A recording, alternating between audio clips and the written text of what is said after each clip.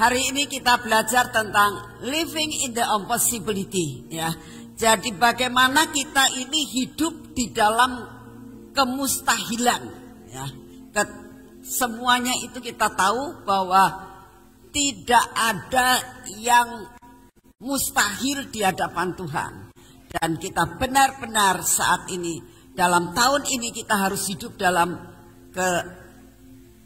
ketidakmustahilan. Ya, Tuhan itu luar biasa atas hidup saudara dan saya. Amin.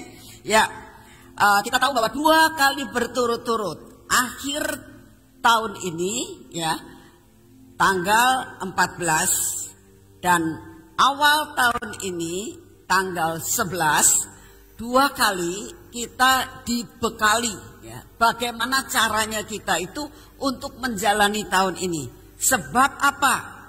Kita tahu bahwa sesuai dengan Yesaya 60 ayat 2, kita tahu saudara bahwa Yesaya 60 itu sudah diberikan sekian tahun yang lalu, ya. Kira-kira tahun 2019, ya, itu kita sudah diberikan sesuatu pegangan tentang senjata Yesaya 60, ya. Dan kita akan bahas saat ini sedang terjadi hari-hari di depan kita. Apalagi saudara tahu, saya nggak tahu apakah ini kejadian sudah terjadi atau akan terjadi, ya, di mana ramalan cuaca mengatakan bakal akan terjadi masalah-masalah, terutama dalam banjir, tsunami dan sebagainya.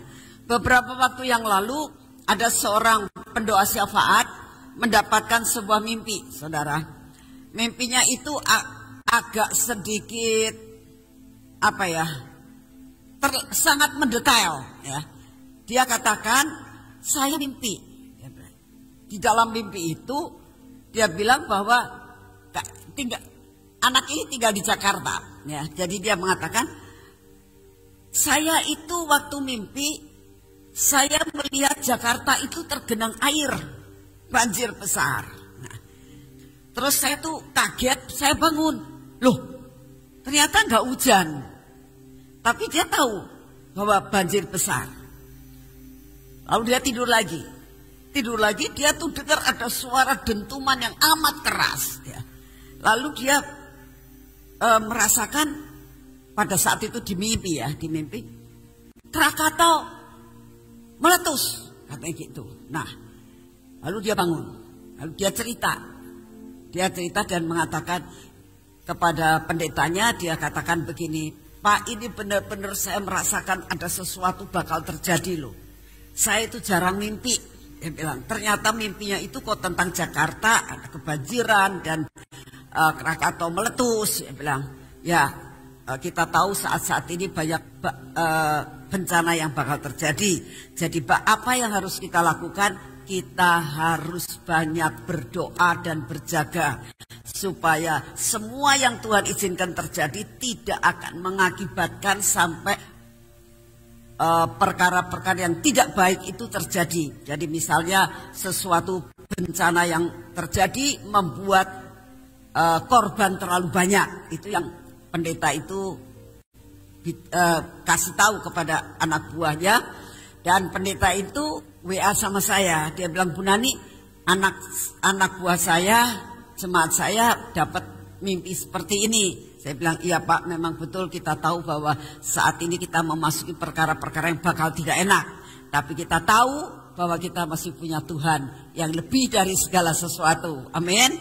Jadi kita tahu, kita lihat penggenapan daripada Yesaya 60 ayat 2. Ya, saat ini sedang terjadi.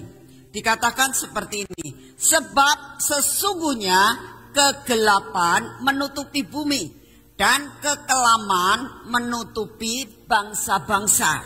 Jadi kita tahu Yesaya 60 itu ditulis sekian ratus tahun yang lalu. Ya. Dan kita tahu bahwa tahun ini kita melihat akan gejala-gejala yang terjadi, bahwa kegelapan itu sudah mulai menutupi bumi. Kegelapan jangan berarti bahwa sesuatu hal yang tiba-tiba nggak ada matahari, ya, tiba-tiba lampu mati, bukan masalah itu. arti kegelapan yang sebenarnya dapat dikatakan, dapat diartikan kegelapan dalam masalah ekonomi, kegelapan dalam masalah problem yang kita hadapi setiap hari.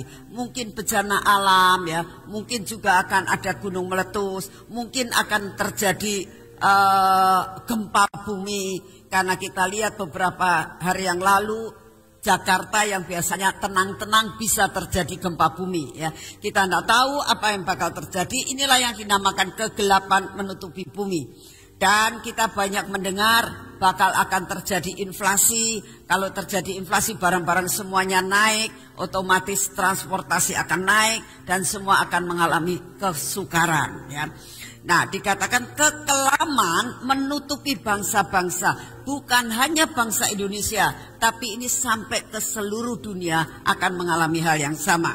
Nah, jadi, tapi kita mengucap syukur 2 kali berturut-turut, tanggal 14 akhir tahun, tanggal 11 permulaan pertama kali persekutuan, saudara sudah diberi perlengkapan. Amin. Saudara tahu kan perlengkapannya, Tuhan katakan harus ada pelita. Betul ya? Buat saudara sudah dapat pelita dan saudara sudah mendapatkan urapan apa? Urapan cinta ya. Cinta yang mula-mula, urapan gelora cinta, dan itu akan membawa kita dalam mengatasi apapun itu akan terjadi. Apa yang terjadi? Maka kegelapan diubah menjadi kegenapan. Ya, amin. Kegelapan itu tidak ada harapan, tetapi ternyata karena ada pelita dan ada gelora cinta akan mengakibatkan saudara bersinar sesuai dengan yang dikatakan dalam Yesaya 60 ayat 2b. Tadi yang 2a, sekarang 2b. Firman Tuhan mengatakan, tetapi terang Tuhan, sekalipun ada kegelapan, sekalipun ada yang dinamakan kekelaman, tetapi terang Tuhan, yaitu pelita dan gelora cinta, akan terbit atas saudara dan saya. Amin. Ya. Jadi kita nggak usah takut dan khawatir karena terang Tuhan terbit atas kita dan kemuliaannya menjadi nyata atas kita.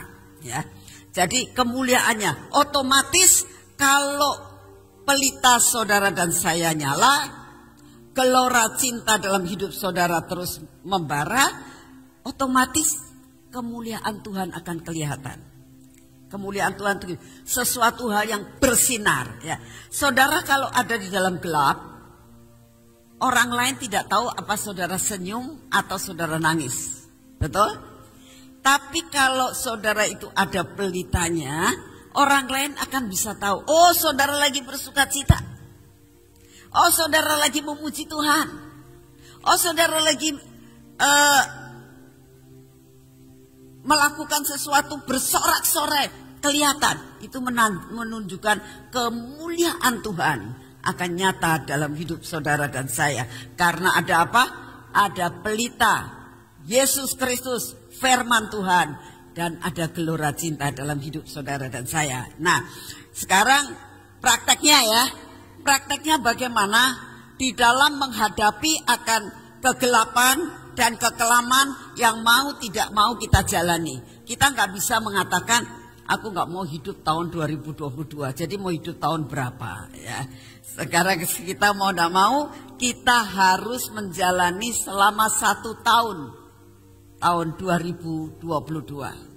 Apa yang harus kita lakukan secara praktek dalam hidup kita, dalam menjalani kegelapan, di mana pelita sudah ada, di mana gelora cinta kita sudah dapat, mempraktekkan kehidupan untuk menjalani tahun 2022. Nah, untuk itu kita belajar dari Yosua. Ya, saudara tahu siapa Yosua itu? Semua tahu ya, kalau saudara baca dalam kitab Yosua, saudara bisa baca di dalam kitab Keluaran, itu jelas sekali, Ulangan dan sebagainya itu, Bilangan itu semua ada cerita-cerita tentang Yosua. Nah, sekarang kita harus belajar seperti Yosua. Yang pertama, kita tahu bahwa Yosua itu mempunyai hati yang kuat dan teguh. Kuat dan teguh. Jadi, dalam menghadapi tahun ini, ya, saudara harus punya hati yang kuat. Jangan ragu-ragu, jangan punya rasa ketakutan, ya. Dan teguh seperti pilar. Kena apapun tetap teguh berdiri, tidak gampang tergoyahkan. Itu yang Tuhan pingin supaya belajar dari Yosua, karena Yosua ini adalah golongan termasuk orang-orang yang dibedakan. Saudara dan saya adalah termasuk orang-orang yang dibedakan. Amin. Menjadi orang-orang yang dibedakan. Apa artinya orang dibedakan? Tidak sama. Orang yang dibedakan itu orang yang tidak sama. Kenapa? Karena mempunyai hati yang teguh dan mempunyai hati yang benar-benar dikatakan apa di sini? Hati yang kuat, ya. Hati yang kuat dan hati yang teguh. Itu beda sama yang lain. Nah, ini ada di dalam kehidupan Yosua. Yosua ini dikatakan di antara semua bangsa Israel yang sangat banyak, mereka ya sama. Yosua dilahirkan dalam masa perbudakan. Sama semuanya bangsa Israel. Ya. Lalu dikatakan lagi, Yosua ini adalah sama-sama menjadi budak belian. Ya, menjadi budak rodi. Jadi dapat dikatakan hidupnya sama. Tapi bedanya apa? Nah, dikatakan dia adalah orang yang dipilih Tuhan. Bayangkan, di antara semuanya bangsa Israel, ya, kenapa Tuhan gak milih Kaleb sebagai seorang pemimpin? Dua-duanya masuk ke tanah Kanaan, tapi yang dipilih Yosua. Kenapa? Karena di antara dua ini punya kelebihan yang sangat berbeda. Ya. Dua-duanya tentara, dua-duanya berani, dua-duanya setia, sampai dikatakan mempunyai jiwa yang lain. Tapi ada sesuatu yang spesifik dalam kehidupan Yosua. Oleh karena itu Yosua dipilih sebagai pengganti Musa. Sebagai orang yang dibedakan. Saya yakin dan percaya kalau saudara punya hati yang teguh dan dikatakan hati yang kuat, itu saudara tidak sama dengan yang lain. Banyak orang Kristen, ya, tapi pasti ada bedanya. Karena saudara dan saya menjadi orang-orang yang dibedakan. Amin. Ya. Nah, kita lihat. Yang kedua kita bisa lihat, ya, selain daripada dia punya hati yang teguh, Yosua itu setia. Dia itu mempunyai hati yang sangat setia sebagai abdinya Musa. Kalau saudara baca di dalam Keluaran, di situ dijelaskan bahwa dia selalu ada di depan kemah pertemuan. Semua sudah pulang, dia sendiri tinggal di situ. Karena apa? Setia nungguin Musa. Sebelum Musa keluar dari tempat kemah pertemuan, semua sudah pulang, selesai. Acaranya sudah selesai. Dia nggak beranjak dari tempat itu. Inilah yang namanya setia. Dikatakan anjing itu setia, saudara. Dan dia punya majikan. Jadi kalau misalnya saudara lihat cerita tentang anjing-anjing di film-film, ya, selalu menyatakan kelihatan bahwa kesetiaan anjing itu sangat luar biasa. Nah, saya bukan mengumpamakan Yosua itu anjing, tapi kesetiaannya itu luar biasa banget. Dan orang kalau setia seperti itu, makanya dia dipilih. Dia menjadi abdinya Musa itu sejak dahulu. Hal yang kedua, apa yang dikatakan dia itu setia. Pada saat Musa itu disuruh naik ke atas gunung, itu 40 hari. bangsa Israel yang di bawah aja nggak setia. Dia hanya merasakan bosan. Sudah berhari-hari sampai 40 hari ini Musanya nggak datang-datang. Ayo bikinkan patung lembu. Tapi yang namanya Yosua bukan berarti tidak ditinggal Musa loh. Yosua itu ditinggal sama Musa. Yosua di tempat lain, Musanya naik masuk, dikatakan masuk menembus awan-awan seolah-olah. Jadi dia tidak deket-deket sama Musa. Tapi dia menunggu Musa 40 hari, 40 malam. Setianya luar biasa. Dia nggak ngerasa gini, ya Musa kok nggak datang-datang, ya sudahlah aku turun nanti balik lagi. Nanti aku jemput lagi. Ya. Dia begitu amat setia. Ya. Dalam apapun juga yang ditugaskan kepadanya. Nah ini yang Tuhan rindukan dalam hidup saudara dan saya. Saudara sebagai suami, Tuhan merindukan saudara menjadi orang yang setia. Saudara mempunyai menyandang kedudukan sebagai istri. Tuhan pun menginginkan kamu mau jadi bangsa atau golongan orang yang dibedakan, setia nak terhadap suami.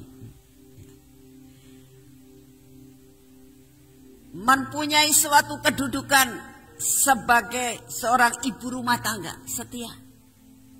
Apa kerjaan ibu rumah tangga? Apa kerjaan istri? Apa kerjaan suami? Setia. Ya.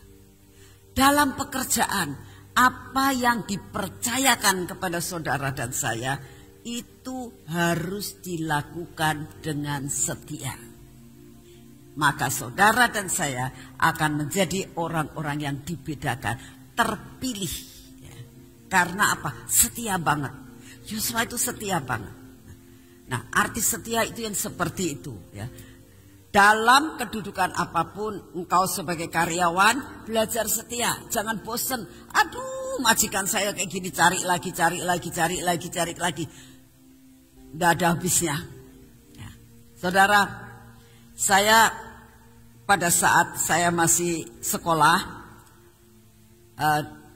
di Bandung, suatu saat saya dicarikan indekos sama orang tua saya. Nah, begitu dimasukin di indekos itu, mama saya bilang, kamu itu kalau di sini enak gak enak belajar untuk menikmati. Ya, ini tempat yang paling baik, yang dekat-dekat sekolah kamu, walaupun cukup jauh, tapi menurut mama saya itu cukup dekat karena saya indekosnya itu di daerah Tirtayasa Dagu sana, dan turun sedikit ke Merdeka, sekolahnya di Parahyangan. Menurut mama ini cukup dekat, kayak gitu. Ya. Saya pegang omongan mama, kamu harus setia, ya. Nikmati apa saja. Nah, dan saya di situ. Suatu saat saya itu namanya juga anak indekos, kan punya teman banyak. Saya kan main ke rumah teman saya itu.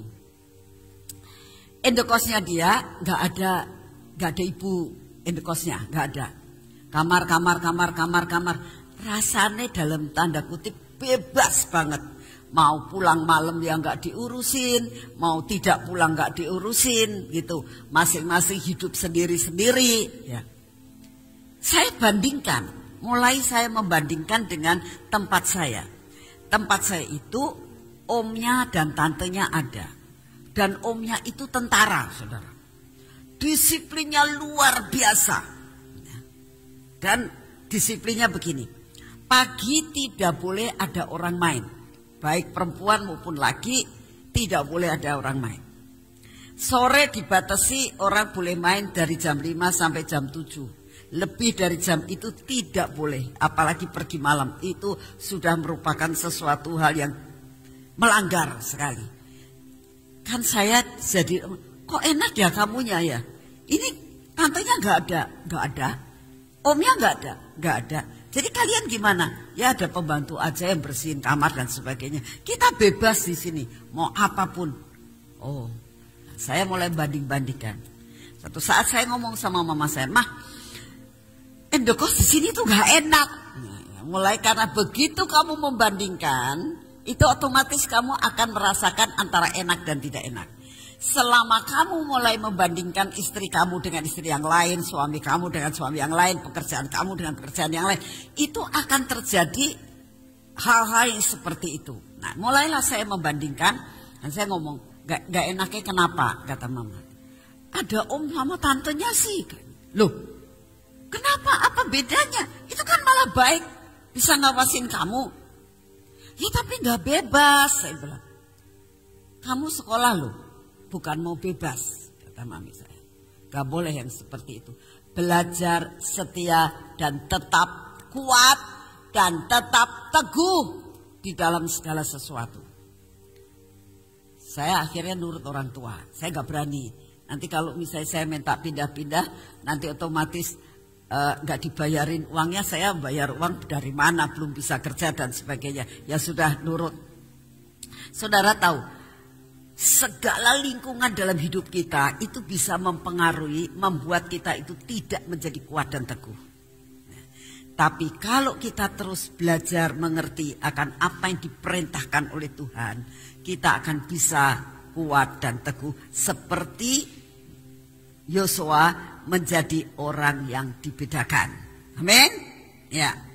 Nah, lalu kita lihat lagi selain setia 40 hari, kita lihat Yosua dan Kaleb ini dua-duanya memberikan berita yang sangat baik pada saat mereka diutus menjadi pengintai untuk tanah Kanaan. Yang 10 memberikan berita yang tidak baik. Tapi 2 orang ini memberikan berita yang baik. Tetapi mereka tetap ikut 40 tahun berputar-putar. Loh, kenapa? Gak salah kok ikut nanggung. Dan kita lihat sepanjang 40 tahun, meskipun tidak salah, tapi dia menanggung semuanya, tidak ada komplain dalam hidupnya.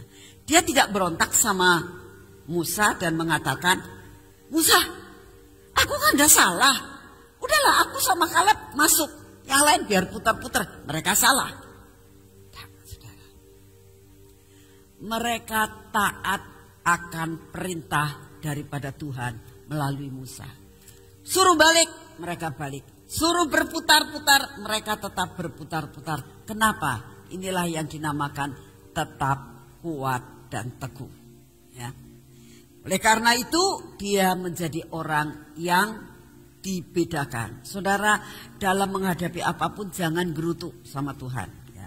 Kalau hari-hari yang akan datang kamu menghadapi perkara-perkara yang tidak enak, tetap bersyukur, tetap percaya masih ada Tuhan, masih ada jawaban. Amin. Ya. Nah, sekarang apa yang harus dilakukan? Kita baca di dalam Yosua 1 ayat yang ke-7.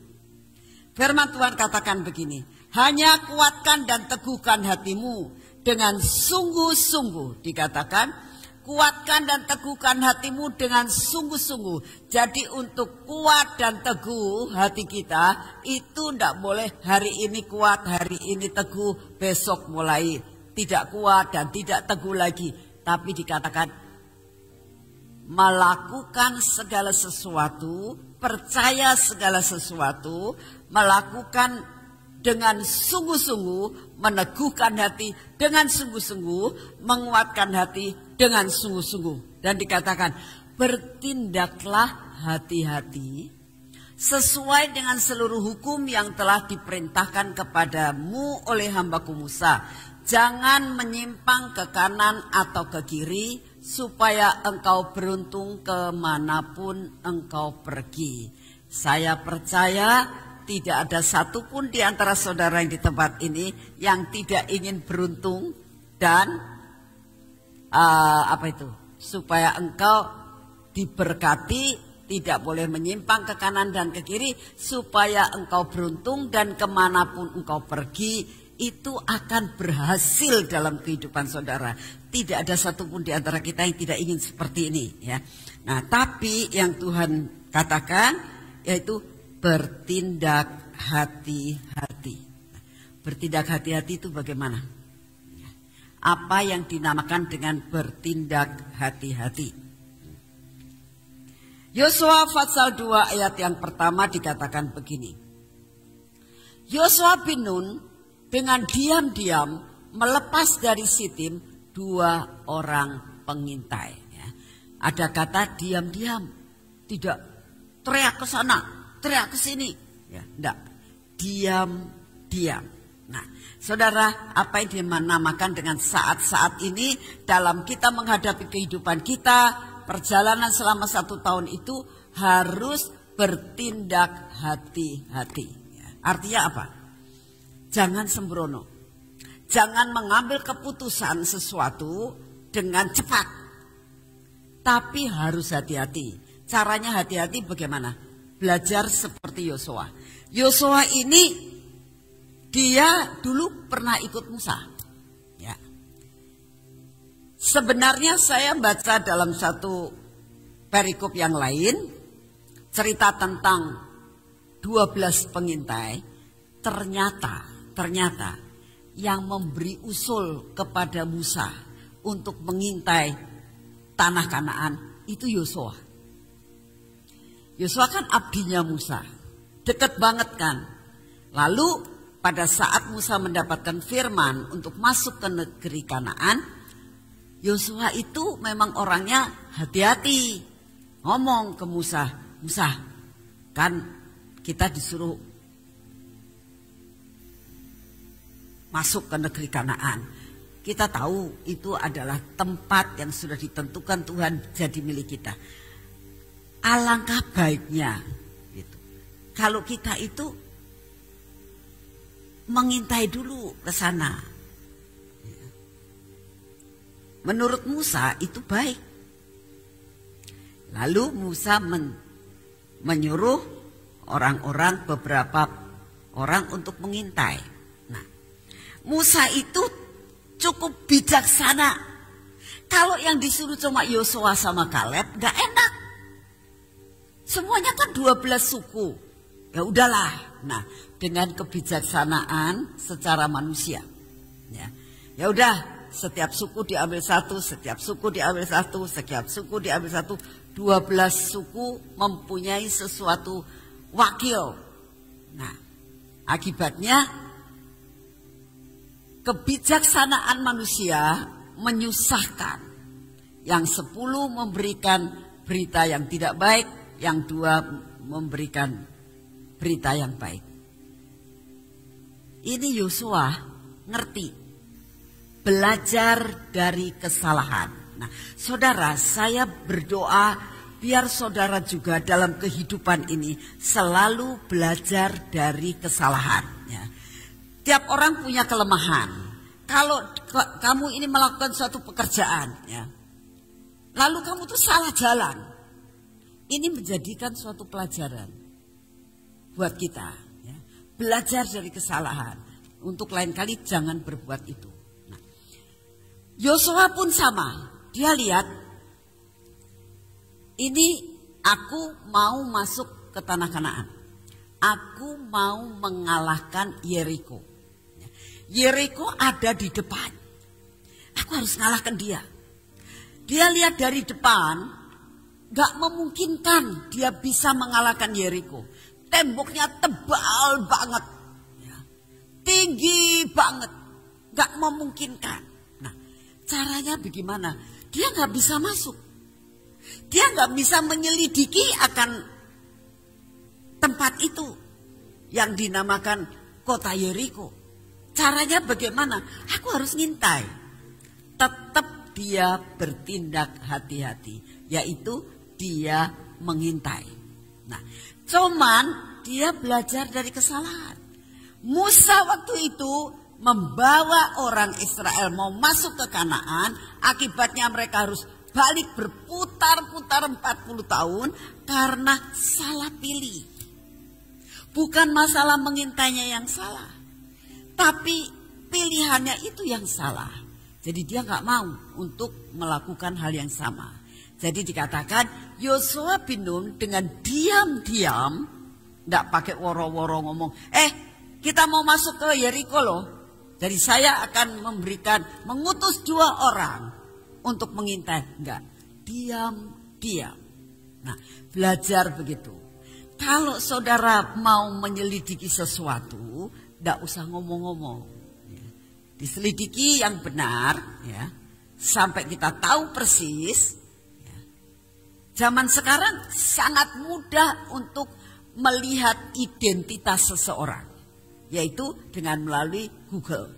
Banyak, saudara, kalau saudara misalnya sebut aja Nani Susanti, cerat keluar semuanya. Lahirnya tanggal berapa, rumahnya di mana, pekerjaannya apa, hobi. Sampai saya bilang, kok bisa ya? Kalau saudara mau menyelidiki misalnya Bill Clinton, cerat keluar semuanya. Sejarahnya, dianya hidup di mana, lahirnya di mana. Semuanya ada. Kalau saudara nyebut Bapak Gideon Sudirgo, cerat keluar CV Shalom. Nah, terus semuanya itu cerita semuanya. Saudara, untuk sekarang itu terlalu amat mudah untuk menyelidiki. Tapi apakah kita harus menyelidiki?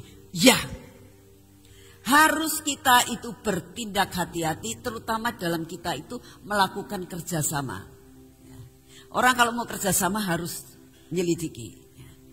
Kalau orang mau cari jodoh juga harus selidiki dulu. Kalau orang mau melakukan tindakan, mau bekerja, kamu harus cari dulu prospeknya nanti pekerjaan itu apa. Tidak salah saudara. Apalagi zaman sekarang. Kita harus bertindak hati-hati di dalam segala sesuatu. Apakah kompanyon kita ini bakalnya baik atau tidak. Pekerjaan yang ada di dalam hidup kita ini bakalnya menghasilkan atau tidak. Prospeknya bagaimana dan sebagainya. Perlu dikatakan bertindak hati-hati dengan diam-diam melepas dari sitim 2 orang pengintai. Nah, tidak salah saudara untuk menyelidiki. Ya. Jadi Yosua pun melakukan hal yang sama. Untuk tahun ini perlu bertindak hati-hati dengan apa? Melepaskan pengintai. Ya. Kalau misalnya saudara ini mau melakukan suatu pekerjaan di luar kota, misalnya kerjasama, selidiki kota itu, selidiki akan segala sesuatu yang dikerjakan dan sebagainya. Perlu, ya, perlu yang dinamakan bertindak hati-hati. Ya. Lalu yang ketiga dikatakan dibutuhkan kecermatan dan ketelitian. Ya. Jadi untuk tahun ini bukan sekedar kita itu harus menyelidiki, yang dibutuhkan adalah kecermatan dan ketelitian. Cermat dan teliti. Ya. Cermat itu melihatnya dengan sungguh-sungguh, teliti itu tidak salah, ya, mengambil suatu langkah. Ya. Yosua itu tidak gegabah di dalam melakukan hal itu. Apa yang dia perintahkan kepada pengintai itu, dia katakan gini, pergilah, amatilah negeri itu dan kota Yeriko. Itu yang diminta, amatilah. Ya. Kenapa? Karena dia bisa mengatur strategi nantinya.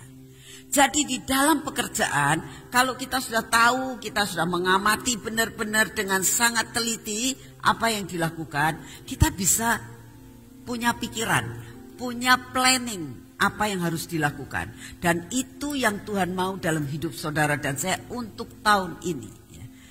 Pelita itu tidak menerangi seluruh ruangan, tapi pelita itu hanya menerangi, paling dia menerangi itu 50 cm di hadapan kita.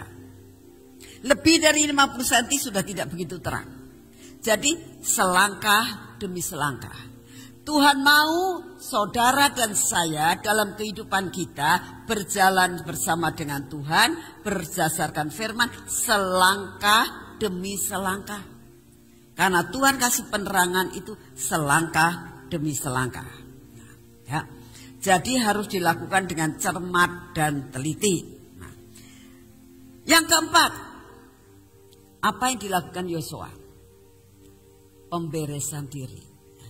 Kamu boleh menyelidiki, kamu boleh mengamat-ngamati, boleh melakukan dengan kecermatan, tapi tidak boleh sembrono lalu langsung mengambil keputusan. Datang kepada Tuhan, bereskan hidupnya.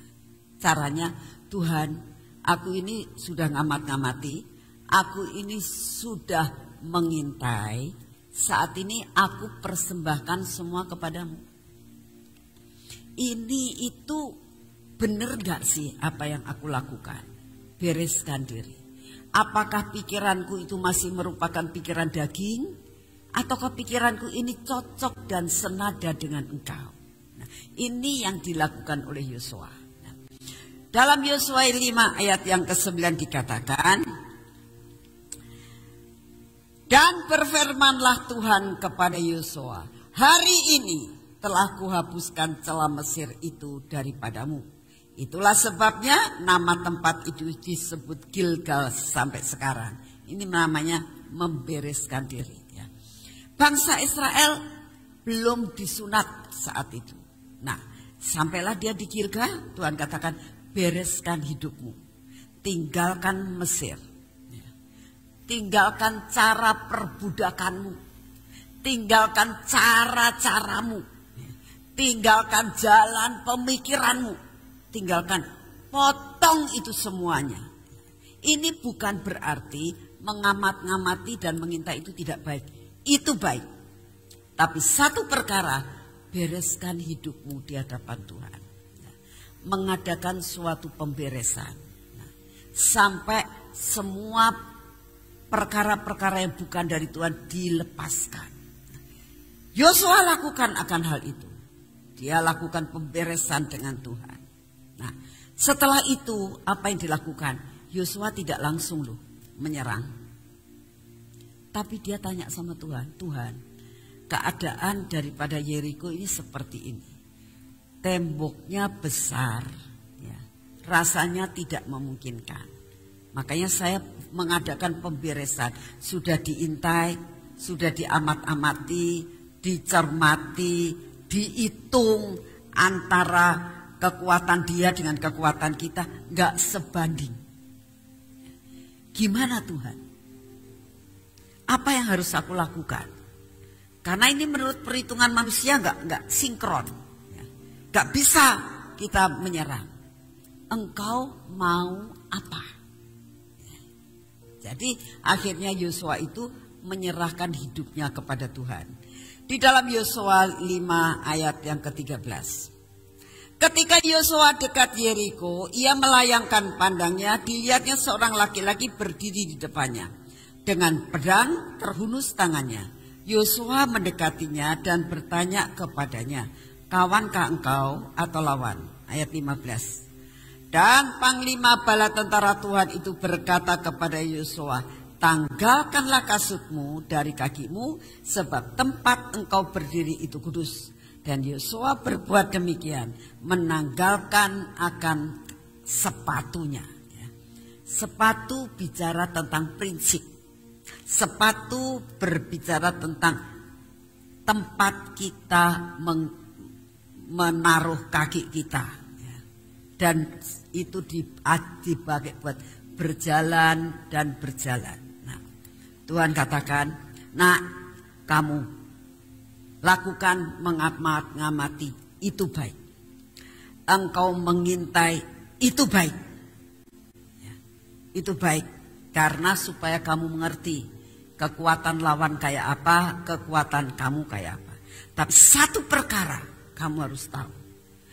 Prinsip yang kamu merasakan Tuhan, gak mungkin aku bisa mengalahkan Yeriko. Karena tak timbang-timbang kekuatanku tidak seberapa. Nah, yang begitu itu, yang tidak punya kepercayaan, yang sungguh-sungguh dan gantung sama Tuhan, itu prinsip manusia. Itu kamu harus tanggalkan. Harus ditanggalkan. Sampai Dikatakan, Yosua, kamu saat ini berhadapan dengan saya. Tanggalkan kasutmu. Yosua mulai menanggalkan. Nah, sesudah itu kalau saudara lihat selanjutnya, apa yang dialami oleh Yosua. Sesudah dia ketemu dengan bala tentara surga, panglima bala tentara surga itu, lalu dia ketemu sama Tuhan. Sesudah dia melepaskan semuanya, Tuhan, tidak mungkin aku bisa memenangkan Yeriko. Karena sudah tak timbang, tak amati, tak ini, gak imbang. Apa yang harus aku lakukan? Saat Yosua itu melayangkan pandangannya, itu Yosua itu benar-benar dia sudah pikir kalah pasti. Tapi ada janji, dia harus bisa masuk ke tanah Kanaan. Tapi menghadapi Yeriko begitu berat, kalah. Lalu Tuhan mengatakan, nah sekarang kan kamu sudah tanggalkan semuanya, sekarang aku bilang ke kamu, kelilingi sekali, setiap hari kelilingi sekali. Hari kedua 2 kali. Hari ketiga terus menerus sampai 7 hari. Sesudah 7 hari kamu kelilingi 7 kali. Nanti roboh. Gak masuk akal. Tetapi jalan pikiran Yosua sudah diubahkan oleh Tuhan. Kamu sudah ngamati, kamu sudah nimbang, kamu sudah hitung. Gak memungkinkan. Gak apa-apa. Gak apa-apa itu. Satu perkara, kamu sudah menanggalkan semua. Sekarang adalah teoriku yang harus kamu lakukan. Dia sudah tidak memikirkan hal yang lain kecuali teorinya Tuhan. Teorinya Tuhan gak masuk akal. Masa? Kalau perang pasti bawa senjata. Ini perang tidak pakai senjata. Mana mungkin? Tapi ada firman dan ada janji. Dan itu dia lakukan. Saudara, ini adalah pelajaran yang sangat baik dalam kehidupan saudara dan saya di dalam menghadapi akan tahun saat ini. Banyak hal yang terjadi, saudara. Tapi satu perkara kita tahu. Kalau kita dasar daripada apa yang Tuhan sudah katakan, itu pasti dijamin gol. Amin. Pasti dijamin menang. Ya. Pasti kamu akan menang. Sekalipun kamu menghadapi tembok Yeriko. Sekarang apa yang menjadi tembok Yeriko dalam hidupmu? Mungkin sakit penyakit yang gak sembuh-sembuh. Mungkin persoalanmu terlalu amat berat menghadapinya dan gak mungkin bisa ada jalan keluar. Mungkin secara ekonomi banyak kamu menghadapi perkara-perkara yang lain. Menghadapi keluarga. Rasanya gak memungkinkan Tuhan. Aku itu bisa mengatasinya. Ya. Baru persoalan ini selesai ada persoalan lagi. Ada persoalan satu, persoalan lagi. Numpuk-numpuk seperti tembok Yeriko. Nah, Tuhan katakan tetap kuat, amat-amati dengan cermat, hitung dengan benar. Lalu tanggalkan semuanya di hadapan Tuhan. Ya. Dan minta ketemu dengan bala tentara panglima surga. Duduk diam di bawah kaki Tuhan. Mendengar apa yang diperintahkan dan lakukan. Pasti mengalami kemenangan. Akan kita hidup dalam kemustahilan. Kita baca di dalam Yosua 6 ayat yang ke-20. Lalu bersoraklah bangsa itu. Sedang sangkakala ditiup. Segera sesudah bangsa itu mendengar bunyi sangkakala, bersoraklah mereka dengan sorak yang nyaring, maka runtuhlah tembok itu, lalu mereka memanjat masuk ke dalam kota, masing-masing langsung ke depan dan merebut kota itu. Saudara, sesuatu hal yang gak mungkin, ngerebut. Tapi buat Tuhan itu mungkin. Apapun yang menjadi resiko yang kamu hadapi saat ini, resiko keuangan. Ya. Mungkin saudara rasakan, aduh kemarin ini saya mendengar berita bahwa kalau bisa tahun ini jangan utang karena terjadi inflasi dan resesi. Kalau sudah utang jangan tambah utang lagi dan sebagainya. Orang mengatakan, ya kalau saya butuh modal gak utang gimana? Sebenarnya utang itu tidak salah saudara. Asalkan dihitung dengan benar kamu bisa bayar. Ya. Tapi kebanyakan kan ada yang utang gak mikir. Orang pergi belanja gesek terus gak mikir bagaimana bayar nanti akhir bulan. Nah yang begitu yang gak benar. Tapi kalau kamu menghitung dengan benar, lakukan gak apa-apa. Asalkan benar. Tapi yang penting setelah kamu menghitung, kamu persembahkan kepada Tuhan. Tuhan ini gimana? Apa yang engkau mau? Tanggalkan kasutmu dan ambil keputusan. Tuhan akan buka jalan. Itu pasti saudara. Dan Yerikomu akan pasti runtuh.